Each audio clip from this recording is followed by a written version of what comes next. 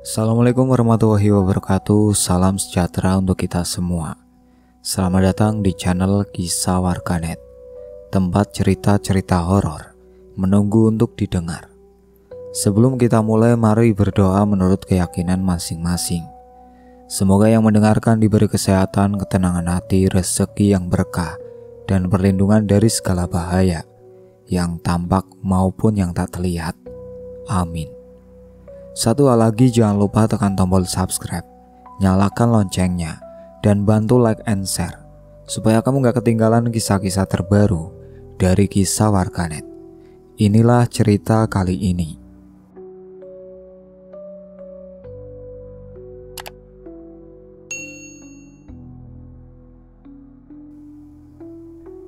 Sore di ujung bulan Mei itu terasa biasa saja di gang kecil yang padat di pinggiran kota Jawa Barat. Matahari condong ke barat, menyorot tembok rumah-rumah yang berdempetan. Suara sapu lidi terdengar dari halaman rumah Khotimah. Perempuan itu menyapu dedaunan kering dengan langkah tenang. Sesekali menyeka keringat di dahi. Dari dalam rumah, Kurniawan terdengar memanggil anak sulungnya yang sedang bermain di depan pagar. "Jangan jauh-jauh nak, maghrib sebentar lagi," katanya sambil menyalakan lampu ruang tamu. Hari-hari mereka biasanya tenang. Khotimah dikenal ramah oleh tetangga sekitar. Rumahnya bersih dan rapi meski sederhana. Di sebelah rumahnya ada kontrakan kosong yang sudah lama tidak ditempati. Tapi hari itu mobil pick up berhenti di depan kontrakan itu, membawa tumpukan kardus, kasur, dan beberapa perabot rumah tangga. Seorang perempuan muda turun dari kendaraan sambil menenteng tas besar. Rambutnya dikuncir sederhana, wajahnya tegas tapi lelah. Namanya Luciana. Ia baru pindah dari Bandung, ingin mencari ketenangan setelah bercerai. Khotimah yang sedang menyapu langsung menghentikan kegiatannya dan tersenyum. "Mau pindahan, Mbak? Biar saya bantuin angkatin barang," katanya ramah. Luciana sempat ragu, tapi kemudian mengangguk kecil. "Terima kasih Bu, cuma berdua sama adik saya nanti, jadi agak repot." Sore itu mereka mengangkat barang bersama. Khotimah membantu menata perabot, sementara Kurniawan memperbaiki pintu depan kontrakan yang seret. Semuanya berjalan hangat. Malam harinya Khotimah mengantarkan sepiring tumis kangkung dan sambal ke rumah Luciana. Balasan Luciana sederhana, senyum dan ucapan terima kasih. Beberapa minggu berlalu, hubungan mereka semakin akrab. Luciana sering datang ke rumah Khotimah untuk berbincang, sambil menyeruput teh. Kadang membantu menjemur pakaian, kadang menitipkan belanjaan. Hubungan dua rumah itu seperti dua saudara yang saling menopang. Namun, kehangatan itu tidak bertahan lama. Awalnya masalah kecil. Air cucian dari rumah Luciana mengalir ke halaman Khotimah. Khotimah menegur dengan halus. Luciana minta maaf, tapi kejadian itu terulang. Lalu muncul persoalan baru, suara musik keras di malam hari, lalu sampah plastik yang berterbangan ke halaman sebelah. Khotimah mulai kesal. "Saya sudah ngomong baik-baik, tapi kok nggak berubah?" keluhnya pada Kurniawan suatu malam. Kurniawan hanya menenangkan. Namanya juga tetangga baru, mungkin belum terbiasa. Namun teguran berikutnya tidak berjalan baik. Luciana merasa disindir di depan orang lain saat Khotimah menegur dengan nada agak tinggi. Dari situ hubungan mereka mulai renggang. Tatapan yang dulu hangat berubah dingin. Ucapan salam tidak lagi terbalas. Puncaknya terjadi di malam Jumat. Hujan baru reda. Suara televisi dari rumah Luciana terdengar keras. Anak bungsu Khotimah terbangun, menangis karena kaget. Khotimah menegur lewat jendela. "Mbak, tolong kecilin suaranya. Anak saya mau tidur." Luciana keluar ke teras dengan wajah marah. "Kalau nggak suka tutup aja jendelanya Bu. Nggak usah ngatur-ngatur rumah orang." Hotima balas berdiri di depan pagar. "Saya cuma minta baik-baik, gak usah marah." Suara mereka menarik perhatian beberapa warga. Kurniawan berusaha melerai, tapi situasi makin panas. Luciana melontarkan kata-kata tajam, lalu berbalik masuk dan membanting pintu keras-keras. Suara kayu menghentak, membuat Hotima terdiam. Hujan turun lagi. Gerimis halus membasahi halaman yang kini sepi. Lampu rumah Luciana padam tak lama kemudian. Dari ruang tamu, Kurniawan menatap wajah istrinya yang murung di balik jendela. Sejak malam itu tak ada lagi sapa, tak ada lagi senyum atau kiriman makanan.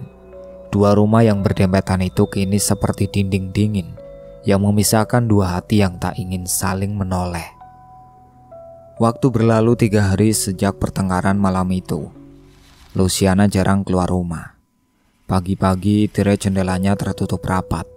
Tak ada suara dari dalam.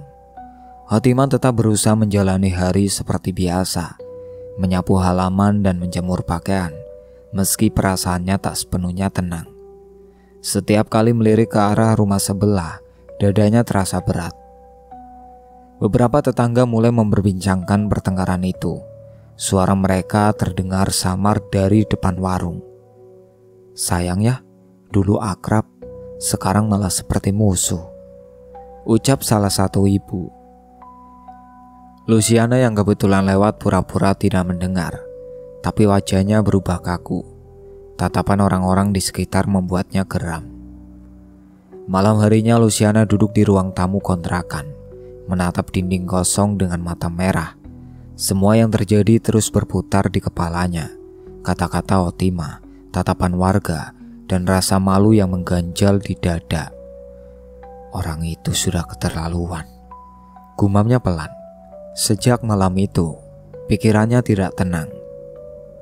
Sore keempat setelah pertengkaran, langit tampak mendung. Luciana menutup pintu kontrakan, membawa tas kecil dan berjalan cepat ke ujung jalan. Ia naik angkot menuju terminal. Tak ada yang tahu kemana tujuannya, tapi ekspresinya penuh tekad. Perjalanan berlangsung hampir 1 jam, melewati sawah dan perkampungan yang semakin sepi. Tujuannya adalah daerah kecil di pinggiran kabupaten. Di sanalah berdiri sebuah rumah tua milik Mbah Mangun, pria berusia lanjut yang dikenal beberapa orang sebagai penyelesai masalah batin. Rumah itu berdiri di belakang kebun bambu, terpencil dari jalan utama. Di depannya hanya ada jalan tanah dan pepohonan lebat. Luciana berdiri di depan pagar bambu yang setengah roboh. Angin sore menggerakkan daun-daun kering di sekelilingnya. Dari dalam terdengar suara batuk berat. Seorang lelaki tua muncul, mengenakan baju longgar dan sarung. Tatapannya tajam namun datar. "Mau apa kesini, Neng?" Suaranya paro tapi jelas. "Orang-orang bilang Mbak bisa bantu menyelesaikan urusan," jawab Luciana dengan nada pelan. Mbah Mangun mengangguk pelan, lalu mempersilahkan masuk. Luciana melangkah ke dalam rumah itu. Pintu ditutup perlahan dari dalam. Setelah itu tak ada suara lain yang terdengar. Hanya sesekali angin lewat membawa aroma debu dan daun bambu. Waktu berjalan lama, langit di luar mulai gelap. Sekitar 2 jam kemudian, Luciana keluar dari rumah itu dengan langkah pelan. Wajahnya tidak lagi tegang, tapi juga tidak terlihat lega. Pandangannya datar, seperti tidak memikirkan apapun. Ia menatap jalan tanah yang membentang di depannya, lalu berjalan kembali ke arah terminal tanpa menoleh. Perjalanan pulang terasa sunyi. Angkot yang ditumpanginya hanya berisi 2 orang penumpang lain. Luciana duduk di pojok, menatap keluar jendela. Cahaya lampu jalan menyentuh wajahnya sebentar-sebentar. Ekspresinya datar, hampir tanpa emosi. Menjelang malam, angkot berhenti di depan kontrakan. Luciana turun, membuka pintu rumahnya, dan langsung duduk di teras. Rumah Hotima di sebelah tampak tenang. Lampu ruang tamu menyala lembut, terdengar suara anak-anak bercanda. Luciana diam lama, tidak bergerak.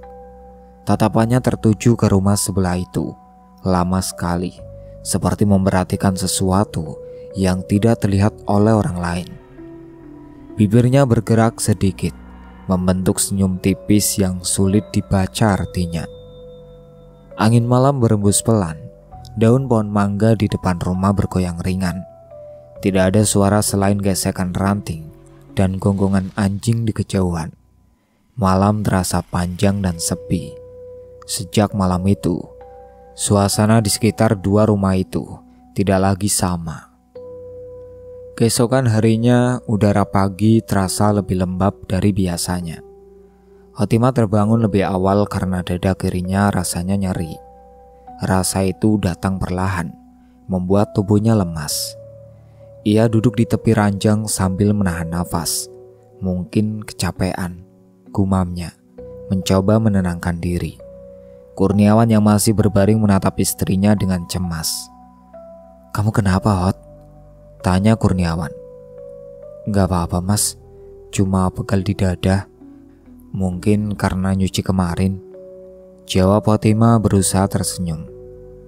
Kurniawan hanya mengangguk, tapi matanya memperhatikan wajah istrinya yang tampak pucat. Hari itu berjalan seperti biasa. Anak-anak berangkat sekolah. Kurniawan ke bengkel tempatnya bekerja, dan Hotima mencoba beraktivitas di rumah. Namun rasa nyeri itu tidak hilang, justru terasa semakin menusuk ketika sore tiba. 2 hari berlalu, keadaan tidak membaik. Setiap kali Hotima mengangkat tangan kiri, dadanya terasa seperti tertarik kuat. Saat sedang menggantung pakaian di tali jemuran, keringat dingin membasahi pelipisnya. Ia segera masuk ke kamar, membuka baju, lalu berdiri di depan cermin. Di bawah tulang dada kirinya, tampak benjolan kecil berwarna kemerahan. Bentuknya bulat, keras saat disentuh, dan terasa berdenyut perlahan. Hotima menelan ludah, wajahnya memucat. Malamnya, Kurniawan membawa Hotima ke tempat periksa. Dokter yang memeriksa tampak bingung setelah menekan bagian dada yang sakit. "Gak ada tanda infeksi bu, tapi kalau nyerinya makin parah, coba periksa ke rumah sakit," katanya sambil menulis resep obat penghilang nyeri. Hotima hanya mengangguk. Dalam perjalanan pulang, Kurniawan mencoba menghibur. "Mungkin cuma urat ketarik duk, jangan dipikir aneh-aneh." Namun sesampainya di rumah, rasa nyeri itu kembali menyerang. Obat yang diminum tidak membuat tubuhnya tenang. Malam itu Hotima terbaring di ranjang sambil menggigit bibir menahan sakit. Keringatnya membasahi bantal. Kurniawan duduk di sampingnya, menggenggam tangan istrinya dengan cemas. "Mau aku panggil tukang urut?" tanyanya pelan. Hotima menggeleng. "Nanti aja mas, aku takut tambah sakit." Suasana rumah menjadi sunyi. Hanya terdengar suara kipas angin berputar pelan dan nafas berat Hotima yang sesekali terputus oleh rasa nyeri. Dari jendela kamar, Kurniawan melihat kontrakan Luciana gelap tanpa cahaya. Tidak terdengar suara apapun dari sana. Keesokan harinya, Hotima tetap berusaha beraktivitas, meski tubuhnya terasa berat. Setiap kali menatap rumah sebelah, perasaan tidak enak muncul di dadanya. Pagi itu Luciana terlihat berdiri di depan pintu kontrakan. Wajahnya datar, tanpa ekspresi. Tatapannya lurus ke arah rumah Hotima. Tidak lama pintu ditutup perlahan dari dalam. Malamnya, nyeri itu semakin menjadi-jadi. Hotima beberapa kali terbangun, menahan sakit dengan air mata mengalir di pipi. Kurniawan hanya bisa duduk di tepi ranjang, tak tahu harus berbuat apa. Benjolan di dadanya semakin keras setiap kali disentuh. Terasa hangat seperti ada sesuatu yang hidup di dalam. Hotima mulai takut, tubuhnya bergetar setiap kali rasa nyeri itu datang tiba-tiba. Menjelang dini hari, lampu kamar dimatikan. Hotima mencoba tidur sambil memeluk bantal. Dalam kegelapan, air matanya jatuh perlahan. Suaranya hampir tak terdengar, saat berbisik, "Kenapa makin sakit ya, Mas?" Pagi berikutnya rasa nyeri itu tidak juga mereda. Wajah Otima tampak lebih pucat dan langkahnya melemah setiap kali berjalan ke dapur. Kurniawan mulai gelisah, apalagi mendengar kabar dari tetangga tentang sesuatu yang aneh dari rumah sebelah. Beberapa tetangga mulai memperhatikan perubahan pada Otima. Mereka melihatnya sering duduk termenung di teras dengan tangan memegangi dada kiri. Nafasnya pendek dan tubuhnya terlihat lemah. Warga yang biasanya menyapa kini hanya lewat sambil saling pandang, seolah takut bertanya lebih jauh. Siang itu saat Kurniawan membeli beras di warung dekat ujung jalan, dua ibu-ibu yang sedang duduk di kursi bambu berbisik pelan. "Katanya Bu Otima sakit aneh ya?" ucap salah satu. "Dengar-dengar dulu sempat ribut sama yang kontrak sebelah. Mungkin itu penyebabnya," balas yang lain dengan nada setengah berbisik. Kurniawan berpura-pura tidak mendengar, tapi langkahnya melambat. Ada rasa sesak di dadanya. Ia tahu gosip di lingkungan kecil seperti ini mudah menyebar. Namun mendengar nama istrinya dibicarakan begitu, hatinya perih. Menjelang sore, Kurniawan pulang lebih awal. Rumah terasa hening. Otima tertidur di ruang tengah dengan posisi meringkuk. Keringat menetes di pelipisnya. Kurniawan duduk di lantai, memperhatikan wajah istrinya yang semakin pucat. Ia ingin memanggil dokter lagi, tapi Otima menolak dengan lemah. "Cukup istirahat aja, Mas. Nanti juga sembuh." Sore berganti malam. Hujan turun rintik-rintik. Kurniawan menutup jendela ruang tamu sebelum masuk ke kamar. Saat melirik ke arah kontrakan sebelah, sesuatu membuat langkahnya terhenti. Dari selah tirai Luciana, terlihat cahaya redup kekuningan menyorot ke dinding. Cahaya itu berdenyut pelan, seperti berasal dari lilin atau lampu minyak. Kurniawan menatap lebih lama. Dalam bayangan temaram itu, tampak sosok seseorang duduk bersila di lantai. Gerakannya pelan, nyaris tak bergerak sama sekali. Bayangan tangan tampak terangkat lalu menunduk berulang kali. Kurniawan mencoba meyakinkan diri bahwa mungkin Luciana sedang berdoa. Tapi perasaan tidak enak muncul begitu saja. Ia menutup tirai perlahan dan kembali ke kamar, mencoba melupakan apa yang baru dilihat. Namun saat memejamkan mata, bayangan cahaya redup itu terus terbayang di kepalanya. Beberapa hari berikutnya, keadaan tidak berubah. Otima semakin lemah, sementara Luciana semakin jarang keluar rumah. Setiap kali terlihat perempuan itu hanya berdiri di depan pintu kontrakan, menatap rumah Otima dengan wajah tanpa ekspresi. Tidak ada sapa, tidak ada kata, hanya tatapan kosong yang sulit diartikan. Malam ketujuh sejak sakit itu mulai terasa, udara terasa lebih dingin dari biasanya. Otima tidur gelisah, sering menggeliat menahan nyeri di dada kirinya. Kurniawan yang tertidur di lantai terbangun, mendengar desahan pelan. Ia mendekat mengelus tangan istrinya yang dingin. "Sakit lagi," bisiknya. Otima hanya mengangguk lemah. Mereka berdua diam cukup lama. Di luar rumah hujan sudah berhenti, tapi suara air menetes dari talang masih terdengar. Kurniawan menoleh ke arah jendela, memastikan semuanya terkunci. Saat hendak kembali ke ranjang, telinganya menangkap suara langkah kaki samar di luar rumah. Langkah itu pelan, seolah seseorang berjalan di halaman depan. Tanah yang basah membuat bunyinya berat. Satu langkah, dua langkah, lalu berhenti tepat di depan pintu rumah. Kurniawan terpaku, nafasnya menahan di tenggorokan. Ia melirik istrinya yang masih meringkuk sambil memegangi dada. Tidak ada suara lain setelah itu, hanya kesunyian yang menekan. Otima menggeliat, wajahnya menegang menahan rasa nyeri yang tiba-tiba muncul lebih kuat. Dadanya berdenyut hebat, seolah ada sesuatu yang mendorong dari dalam. Tangannya menggenggam spray dengan gemetar. Kurniawan panik, menepuk bahunya pelan. "Hot, tahan sebentar, aku ambil air," ucapnya cepat, lalu berlari ke dapur. Saat kembali langkah kaki di luar sudah hilang, namun wajah Hotima tampak semakin pucat, matanya terpejam rapat, dan tubuhnya bergetar pelan. Malam itu terasa panjang, dan untuk pertama kalinya, Kurniawan benar-benar takut.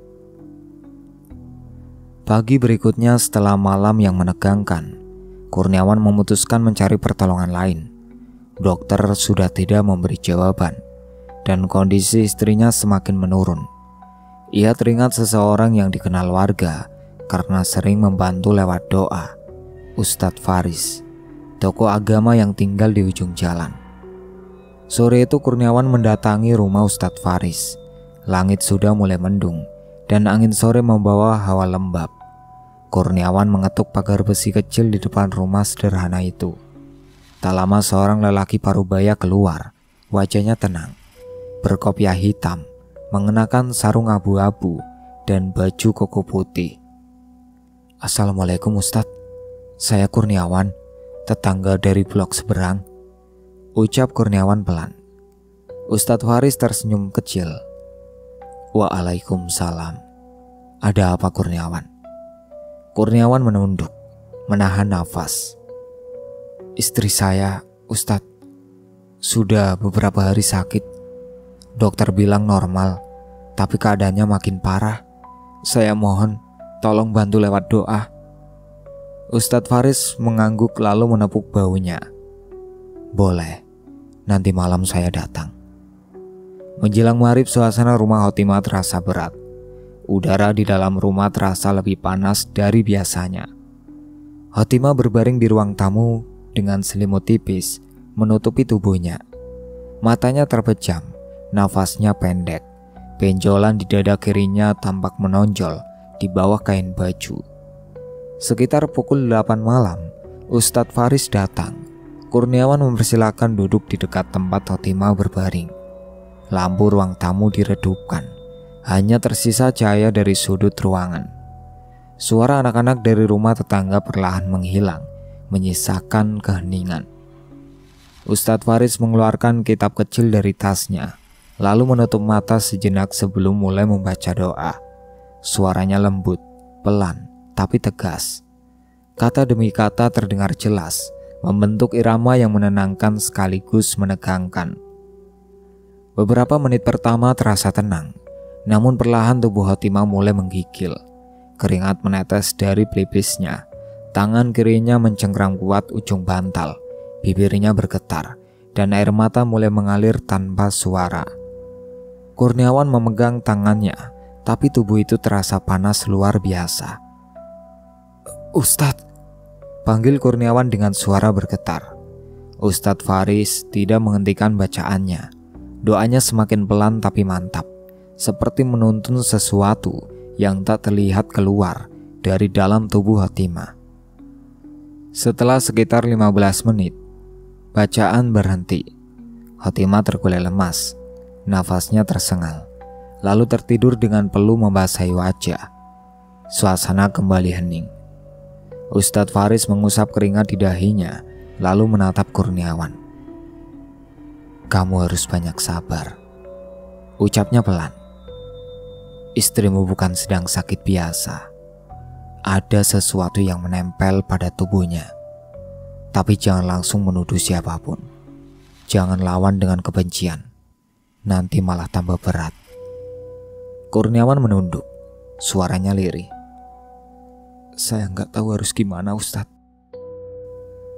"Terus berdoa, jaga pikiran, jaga rumah. Nanti kalau ada yang terasa aneh, cukup baca doa perlindungan." Setelah berpamitan, Ustadz Faris berjalan pulang dengan langkah tenang. Malam kembali sepi. Kurniawan menutup pintu, lalu duduk di kursi ruang tamu. Hotima masih tidur. Wajahnya tampak sedikit tenang, tapi tubuhnya tetap panas. Kurniawan berdiri di dekat jendela. Tirai bergoyang pelan tertiup angin. Dari balik celah kain, Tampak Luciana berdiri di depan kontrakannya. Wajahnya datar, matanya lurus ke arah rumah Kurniawan. Ia berdiri lama tanpa bergerak, lalu perlahan menutup pintu kontrakan dari dalam. Kurniawan menelan ludah, dadanya terasa sesak. Ia menutup tirai, mematikan lampu, lalu kembali duduk di samping Khotimah. Perempuan itu tertidur dengan nafas pelan, kulitnya masih terasa hangat. Malam terus berjalan. Dari luar suara serangga terdengar samar. Kurniawan menatap wajah istrinya lama, mencoba menenangkan diri. Tapi hatinya tetap berat, penuh tanya yang belum terjawab. 3 hari berlalu sejak kedatangan Ustadz Faris. Awalnya Khotimah tampak sedikit membaik. Tubuhnya tidak lagi menggigil, dan matanya mulai terbuka lebih lama. Namun sore itu, nafasnya kembali pendek, wajahnya semakin pucat, bibirnya kering, dan warna kulit di sekitar dadanya berubah keabu-abuan. Kurniawan duduk di samping ranjang sambil memegangi tangan istrinya. "Hot, minum dulu ya, coba sedikit saja," ucapnya pelan. Khotimah menatap dengan mata lelah, menggeleng pelan. "Rasanya mual, Mas." Suaranya serak hampir tak terdengar. Sejak pagi Khotimah tidak mau makan. Setiap kali mencoba menelan, rasa nyeri di dada membuatnya hampir menangis. Benjolan di bawah kulit tampak lebih besar, menonjol dengan warna gelap yang tidak wajar. Kurniawan mulai tak sanggup melihatnya. Menjelang malam, suhu tubuh Khotimah semakin tinggi. Nafasnya makin berat, terdengar seperti tersengal. Kurniawan panik dan bergegas menyiapkan jaket serta dompet. "Kita ke rumah sakit sekarang," katanya tegas. Khotimah sempat menolak, tapi tubuhnya terlalu lemah untuk menahan. Dengan terburu-buru Kurniawan membopong istrinya ke motor. Hujan baru saja reda, jalanan masih licin dan basah. Lampu-lampu jalan memantul di permukaan aspal. Khotimah duduk di belakang dengan kepala bersandar di bahu suaminya. Matanya terpejam. Perjalanan terasa lambat. Angin malam menusuk kulit. Setiap kali motor melewati jalan yang berlubang, tubuh Khotimah terhentak pelan. Kurniawan sesekali menoleh, memastikan istrinya masih sadar. Setengah perjalanan menuju rumah sakit, Khotimah menggenggam tangan suaminya dari belakang. Suaranya lirih, nyaris tenggelam oleh suara mesin motor. "Mas, maafkan aku kalau pernah salah. Jaga anak-anak ya." Kurniawan menoleh cepat, tapi Khotimah sudah menunduk. "Jangan ngomong begitu, Hot. Sebentar lagi sampai," teriaknya dengan suara bergetar. Motor melaju lebih cepat, melewati tikungan dan deretan ruko yang sudah tutup. Dalam pikirannya hanya ada satu hal, sampai ke rumah sakit secepat mungkin. Begitu tiba di depan pintu darurat, Kurniawan langsung memanggil perawat. 2 orang staf rumah sakit datang membawa ranjang dorong. Tubuh Khotimah diangkat dengan cepat. Kurniawan mengikuti dari belakang, tapi langkahnya goyah. Nafasnya tersengal karena panik dan lelah. Pintu ruang gawat darurat tertutup. Kurniawan hanya bisa menatap dari luar kaca. Waktu berjalan lambat. Satu perawat keluar membawa peralatan, lalu masuk kembali. Seorang dokter menatap monitor, memberi instruksi cepat pada tim medis. Beberapa menit kemudian suara alat medis terdengar panjang dan datar. Perawat yang berada di dekat tubuh Khotimah menatap layar sebentar, lalu menoleh ke dokter. Tak lama, dokter menurunkan masker wajahnya dan mendekati Kurniawan. "Maaf Pak, jantung istri Bapak sudah berhenti berdetak." Kurniawan terpaku, mulutnya terbuka tapi tak ada suara keluar. Kakinya lemas, tubuhnya jatuh ke kursi di koridor. Dunia di sekitarnya terasa sunyi, seolah semua suara hilang. Beberapa saat kemudian seorang perawat keluar dari ruangan. "Bapak boleh masuk sebentar," ucapnya pelan. Kurniawan masuk dengan langkah berat. Tubuh Khotimah terbujur tenang di atas ranjang. Wajahnya tampak damai, tapi di dada kirinya, benjolan yang selama ini membuatnya menderita perlahan mengempes, meninggalkan bekas hitam kecil seperti terbakar. Perawat yang melihat ikut terdiam. Tidak ada yang berani bersuara. Mereka hanya saling pandang dengan tatapan bingung. Kurniawan mendekat, memegang tangan istrinya yang sudah dingin. Air matanya jatuh tanpa suara. Tangannya gemetar saat menyentuh wajah perempuan yang selama ini menjadi pusat hidupnya. "Sudah gak sakit lagi ya, Hot?" ucapnya pelan. Suaranya nyaris tidak keluar. Di ruangan itu hanya terdengar dengung lampu dan nafas tertahan orang-orang yang menyaksikan. Semua terpaku, tidak mengerti apa yang baru saja mereka lihat. Kurniawan tetap duduk di kursi dekat ranjang, menatap tubuh istrinya lama sekali. Wajahnya kosong, seperti kehilangan arah. Malam di luar rumah sakit terasa dingin, tapi di dalam ruangan itu, udara terasa jauh lebih berat. Keesokan paginya berita tentang meninggalnya Hotima cepat menyebar. Beberapa tetangga datang melayat, mengucapkan bela sungkawa, dan membantu prosesi pemakaman. Namun suasana di sekitar rumah terasa berbeda. Di antara pelayat yang lalu lalang, perhatian banyak tertuju pada kontrakan Luciana di sebelah rumah. Pintu rumah itu tertutup rapat, tirainya digulung dari dalam, dan tidak ada tanda-tanda kehidupan. Selama prosesi pemakaman berlangsung hingga malam, tak seorang pun melihat Luciana keluar. Tak terdengar pula suara dari dalam rumahnya. Beberapa warga sempat mengetuk pagar, tapi tidak ada jawaban. Beberapa hari kemudian ketika suasana mulai tenang, barulah orang-orang menyadari bahwa kontrakan itu benar-benar kosong. 3 hari setelah pemakaman, pemilik kontrakan datang ke lokasi. Lelaki parubaya itu membawa kunci cadangan, bermaksud menagih sisa uang sewa. Tapi begitu sampai di depan rumah, langkahnya terhenti. Di atas lantai teras, tepat di depan pintu, tergeletak kunci rumah yang ditaruh begitu saja, seolah ditinggalkan dengan sengaja. Dengan perasaan tidak enak, pemilik rumah membuka pintu perlahan. Bau debu langsung menyambut dari dalam. Semua ruangan kosong, tidak ada perabot, tidak ada pakaian. Bahkan tirai jendela pun sudah dilepas. Di dapur hanya tersisa panci kecil berdebu di atas kompor, yang membuatnya bergidik. Pintu kamar belakang terbuka lebar, berderit pelan ketika disentuh angin. Padahal sebelumnya, ia ingat betul pintu itu tertutup rapat saat Luciana pertama kali menempati kontrakan. Di lantai kamar terlihat bekas tapak kaki kering bercampur debu menuju halaman belakang yang ditumbuhi semak. Tak ada yang tahu kapan Luciana pergi atau kemana. Kabar kontrakan kosong itu cepat menyebar. Beberapa warga mendatangi rumah tersebut karena penasaran, tapi tak ada yang berani masuk lama-lama. Seorang ibu yang tinggal di rumah seberang bercerita, setiap kali melintas di depan kontrakan itu, dadanya terasa sesak dan pundaknya berat, seolah ada sesuatu yang menekan. Seorang anak kecil pernah menangis tanpa sebab saat berjalan di dekat pagar rumah itu menjelang maghrib. Malam-malam di lingkungan itu tak lagi sama. Sejak Hotima dimakamkan dan Luciana menghilang, suasana terasa sepi dan berat. Lampu jalan di depan 2 rumah itu sering redup lebih cepat dari biasanya, padahal belum larut. Angin yang lewat membawa suara lembut seperti desahan dari sela-sela daun mangga di depan rumah Hotima. Kurniawan tetap tinggal di rumahnya selama beberapa minggu setelah pemakaman.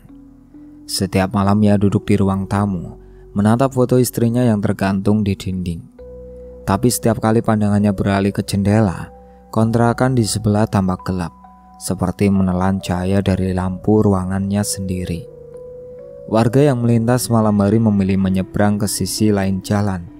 Tak seorang pun berani berhenti di depan rumah itu, bahkan sekedar menyalakan rokok. Rasanya aneh, kayak ada yang memperhatikan, kata seorang tetangga kepada pemilik warung. Yang lain hanya mengangguk tanpa berani menambahkan komentar. Beberapa minggu kemudian pemilik kontrakan mencoba menyewakan rumah itu lagi. Namun calon penyewa selalu berubah pikiran setelah melihat bagian dalamnya. Katanya udara di sana terlalu pengap, dan setiap kali mereka berdiri di ruang tamu, bulu kuduk mereka berdiri tanpa alasan. Akhirnya, rumah itu dibiarkan kosong. Pintu depan diplang kayu, jendela ditutup rapat, dan halaman mulai ditumbuhi rumput liar. Sore menjelang malam, Kurniawan berdiri di depan rumahnya yang kini sunyi. Ia menatap kontrakan di sebelah yang sudah tertutup. Hanya suara burung lewat di langit yang terdengar. Perlahan ia menutup pintu rumahnya dan mengunci rapat dari dalam. Dua rumah berdempetan itu kini terbungkam dalam kesunyian. Tak ada tawa, tidak ada suara kehidupan. Hanya keheningan yang menggantung panjang di udara malam itu. Beberapa bulan berlalu setelah semua urusan selesai. Kurniawan memutuskan pindah bersama anak-anaknya keluar kota. Hari itu truk kecil berhenti di depan rumah. Beberapa barang telah dimuat. Sisanya tinggal perabot sederhana dan foto-foto yang masih tergantung di dinding ruang tamu. Udara pagi terasa dingin dan lembab. Kurniawan berdiri di depan pintu, menatap rumah yang dulu penuh suara tawa. Di setiap sudut ruangan, ada kenangan tentang Hotimah. Tawa saat memasak, panggilan lembut saat anak-anak bermain, dan suara langkahnya yang dulu terdengar setiap pagi. Semua itu kini hanya tinggal diam. Anak sulungnya Raffi berdiri di dekat pagar sambil menggenggam boneka kecil milik adiknya. "Ayah, kita nggak bakal balik lagi ke sini kan?" tanyanya pelan. Kurniawan menatap anak itu lama sebelum menjawab. "Enggak nak, di tempat baru kita mulai hidup lagi." Sebelum menutup pintu, Kurniawan melangkah masuk sekali lagi.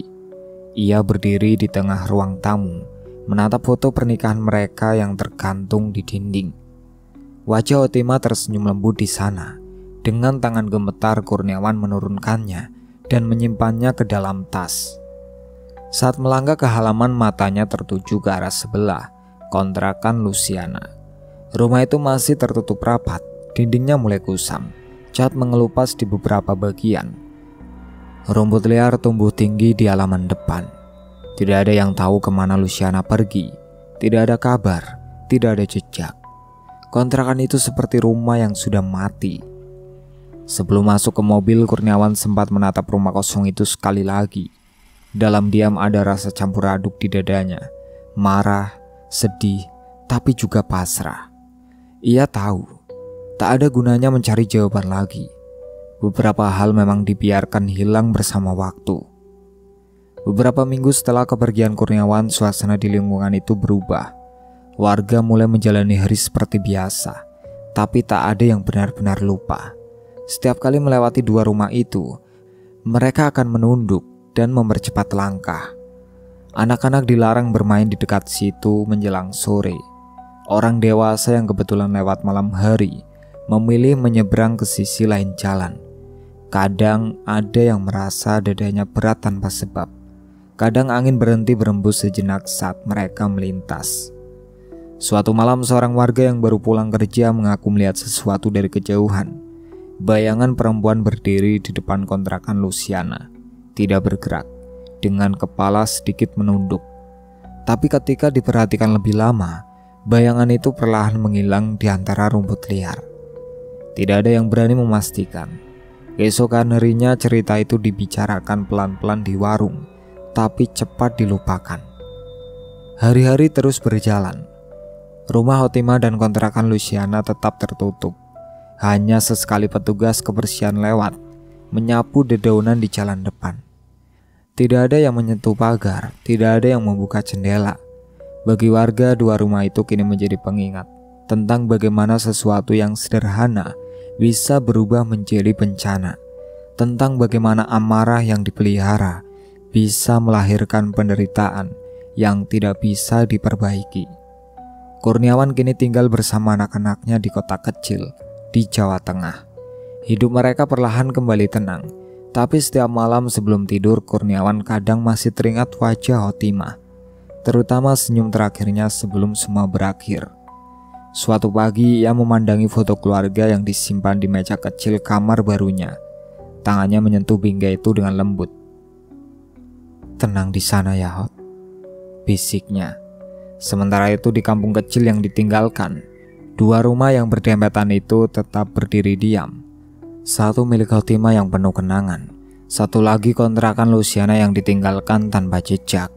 Tak ada yang berani menempatinya, tak ada yang ingin mencoba, karena di antara dinding-dinding yang membisu itu tersimpan kisah tentang amarah yang tumbuh menjadi kehancuran, dan bagaimana dendam, sekecil apapun, selalu berakhir dengan kehilangan. Itulah akhir ceritanya. Sekian dari saya. Wassalamualaikum warahmatullahi wabarakatuh.